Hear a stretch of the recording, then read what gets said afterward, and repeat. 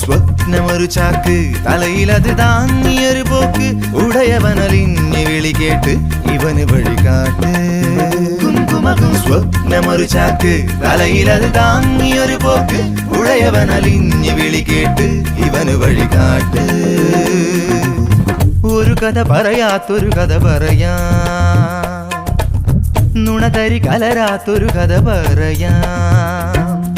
അകലെയാണ് ഇവനുടെ കഥയിലെ നാട് അവിടെയാണ് ഇവനുയരരുളിയ വീട് ഈരടിയായി പാടാം നായകന്റെ ചിരപരിചിതരുടെ മൊഴി സ്വപ്നമൊരു ചാക്ക് തലയിലത് താങ്ങിയൊരു പോക്ക് ഉടയവനലിഞ്ഞ് വിളി കേട്ട് ഇവനു വഴികാട്ട്